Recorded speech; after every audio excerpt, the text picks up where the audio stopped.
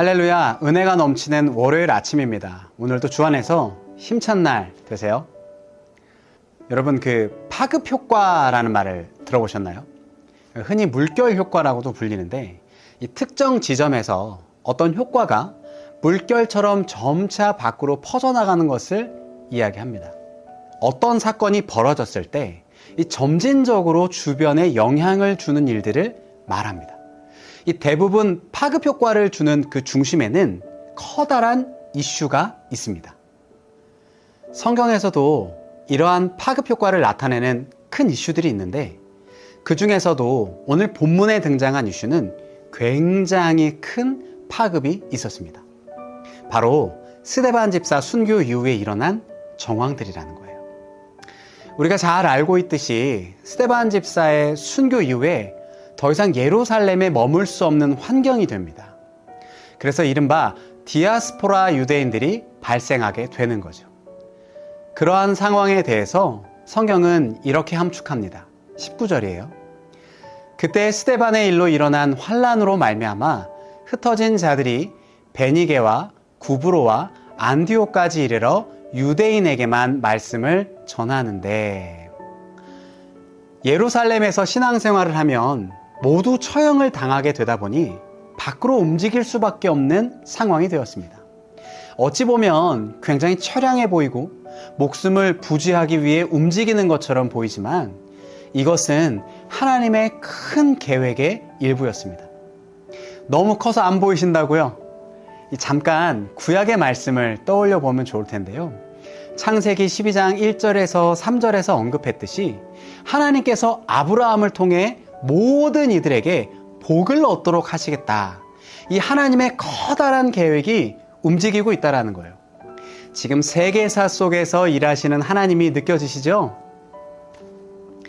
이제 스데반의 순교를 통해서 크게 세 가지의 사건이 확산되게 됩니다. 우리가 사도행전을 쭉 가면서 이미 겪었던 상황, 또 앞으로 기록될 상황들에 대한 것들인데, 이것들을 먼저 좀 정리해 보겠습니다. 첫 번째 사건은요, 빌립을 통한 사마리아 지역에 전도가 일어나면서 사마리아 교회가 생겼다는 거예요. 베드로와 요한이 사마리아와 그 지역 룻다, 요빠, 이제는 가이사랴까지 순회하면서 목회하고 있었던 거죠. 그리고 나서 고넬료의 사건까지 이어지게 됩니다. 이게 사도행전 8장, 9장, 그리고 11장 전반부의 스토리예요. 이 두 번째는 다메섹 도상에서 사울이 회개하여 바울이 되고 이방인을 위한 전도자로 세워지게 되는 겁니다. 사도행전 9장에 소개되는 내용들이죠. 이어서 언급되는 세 번째 사건은 수리아 지역에 있는 최초의 이방인 교회, 안디옥 교회가 세워지게 된 것입니다. 우리가 함께 나눈 사도행전 11장 19절에서 21절의 내용들이죠. 이 언급드린 세 가지 사건의 핵심 키워드가 있습니다. 이방인 선교. 아마 스데반 집사의 순교가 없었더라면 이런 일은 일어나지 않았을 겁니다. 베드로가 이방인 고넬료를 개종을 도왔고 바울이 이방인 지역을 넘나들며 선교를 하게 된 것. 이제는 무명의 사람들이 이방인 안디옥 교회까지를 세우게 되는 것. 이 모든 일들의 시작이 스데반 집사를 통해서 시작되었다는 거예요. 이러한 상황에서 우리는 지금 세 번째 큰 흐름 속에 있습니다. 그런데 왜 안디옥 교회냐는 거예요. 안디옥 교회가 왜 중요한가? 안디옥 교회는 최초의 이방 교회이면서 동시에 복음의 핵심 기지가 되는 곳입니다. 바울이 1차, 2차, 3차 전도 여행을 다닐 때 이곳이 베이스 캠프가 되는 아주 중요한 거점의 역할을 감당합니다. 안디옥에서 여러 교회를 지원하고 세워가는 중요한 역할과 사역을 감당하게 되더라는 거죠. 우리가 사실 성경에 있는 목회와 또 교회의 개척은 이 순회 목회를 중심으로 한 멀티교회였습니다. 바울 선생님이 교회를 세우고 또 성도들을 훈련시켜 신실한 사람들을 그 교회 목회자로 세우고, 바울 선생님은 순회하면서 목회하고 사역을 감당했다라는 거예요. 마치 우리 꿈의 교회와 같습니다.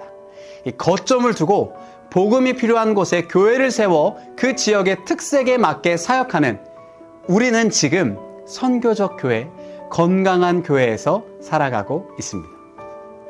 자, 거두절미하고 안디옥 교회로 다시 돌아올게요. 이제 안디옥 교회에 모여서 그들이 무엇을 했냐는 거예요.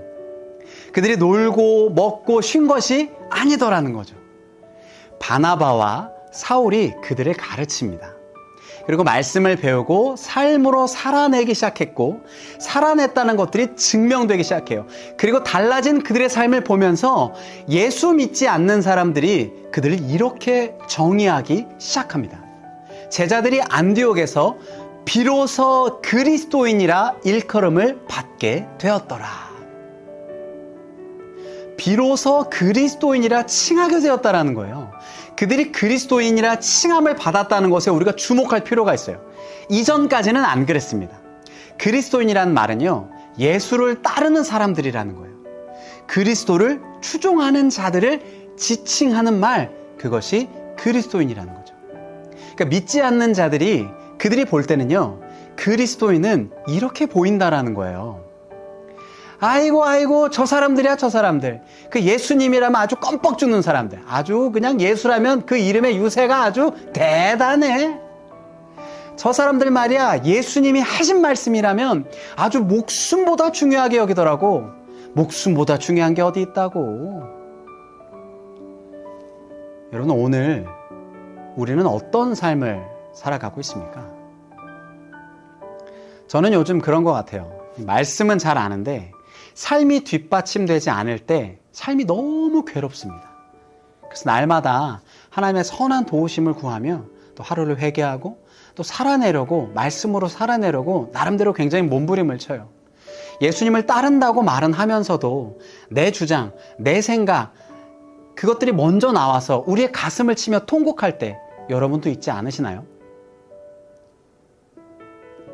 저는 우리 모든 꿈의 교회 모든 공동체가 안디옥 교회 성도들처럼 그리스도인의 삶을 살아갔으면 좋겠습니다. 현실의 문제 앞에 우리가 치열하게 씨름하고 몸부림치기에 앞서서 말씀 앞에 치열하게 성령님을 간구하며 믿음으로 돌파해냈으면 합니다. 그런 사람들에 대해서 히브리서 11장 28절에는 우리를 이렇게 표현해요. 세상이 감당치 못할 사람이라고 정의하죠. 이런 사람들입니다. 복음에 대해서는 양보 없는 사람, 믿음에 대해서는 그 어떤 일보다 최선인 사람, 하나님의 말씀이라면 생명을 던지는 사람, 그 사람이 그리스도인이라는 거예요. 저는 오늘 말씀을 나누며 이런 생각을 해봤습니다. 우리 꿈의 교회는 참 건강한 교회다. 바나바와 사울이 성도들에게 1년을 가르쳤을 때 그들은 변화되어 생명을 걸었다라는 거예요. 단 1년이요. 근데 우리 교회는요, 상반기, 하반기 한 달씩 기도회를 하고요, 매주 양육을 가르치고 매주 주일 말씀, 수요 예배, 금요 예배, 예배가 끊이지 않습니다. 온라인은 컨텐츠를 만들어내며 영성 컨텐츠도 끊임없이 제공해요.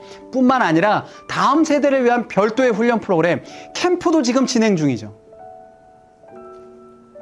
여러분, 우리는요, 그런 교회예요. 이것을 담임 목사님께서 생수예배 때 이렇게 풀어내셨던 게 기억이 나요. 그리스도인은요, 내가 어떤 존재인지, 우리의 존재, being, 내가 어떤 존재인지를 안다라는 거예요. 또한 그 존재가 말씀을 배우고 깨닫게 되는 지식, knowing, 그 knowing을 알아간다라는 겁니다. 나아가서 이제 말씀을 삶으로 살아내는 헌신과 증거, doing으로 살아내는 거라는 거죠. being과 knowing과 doing이 이렇게 삼각형으로 연결되는 균형된 사람이 그리스도인이라는 거예요. 여러분, 복음의 확산은요, 뛰어난 학식을 가진 사람도 아니고 학벌이 있는 사람, 유명한 사람, 인플루언서가 아니었다라는 거예요. 복음의 확산은 성령에 충만한 사람들, 신실한 믿음의 사람들을 통해서 퍼져나가게 됩니다. 오늘 본문 24절은 이렇게 기록해요. 바나바는 착한 사람이요 성령과 믿음이 충만한 사람이라 이에 큰 무리가 주께 더하여 지더라. 바라고 원하기는 바나바와 같은 충성스러운 사람, 성령과 믿음이 충만한 사람, 그런 사람이 오늘 저와 우리 모든 꿈의 교회 성도가 되기를 소망합니다. 그런 믿음과 소망으로 살아갈 때 오늘 하늘로부터 부어주시는 은혜와 충만한 말씀이 우리 삶의 실제가 될 줄 믿습니다. 오늘 말씀을 기억하면서 그렇게 살아가기로 결단하며 함께 기도합니다.